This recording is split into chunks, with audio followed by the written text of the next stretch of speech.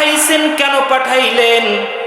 আল্লাহ রাব্বুল আলামিন মানুষগুলোকে দুনিয়ার জমিনে প্রেরণ করেছেন যাতে করে এই মানুষগুলো অসৎ পথে পরিচালিত না হয়, মানুষগুলো যাতে করে গুনার কোনো কাজ করতে না পারে, মানুষগুলো যাতে করে কোনো ধরনের অশ্লীল কাজ না করে, বেহাপনা কোন কাজ না করে, জেনা না করে, ব্যভিচার না করে।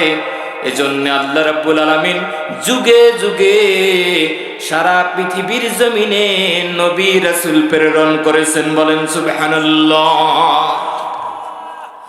আমার আপনার কলিজার টুকরা নবী, তেনাকে আল্লাহ রাব্বুল আলামিন দুনিয়ার জমিনে প্রেরণ করেছেন যে সময়ে, সেই সময়টা হলো হযরত ঈসা আলাইহিস সালামের তিরোধানের পরে।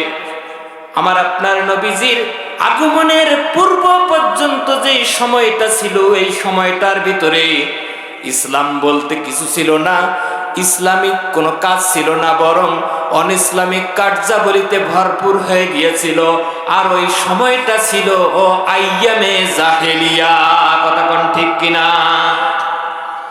আইয়ামে জাহেলিয়ার যুগ ছিল সেই সময়। এই আইয়ামে জাহেলিয়া অন্ধকার যুগ, মূর্খতার যুগকে আল্লাহ রাব্বুল আলামিন আলো এবং জ্ঞানের প্রসার ঘটানোর জন্য এমন ভাবে বিশ্ব নবীকে দুনিয়ার জমিনে আগমন তার ঘটাইছেন যাতে করে এই অন্ধকারাচ্ছন্ন মানুষগুলো ও আলোর পথে পরিচালিত হতে পারে।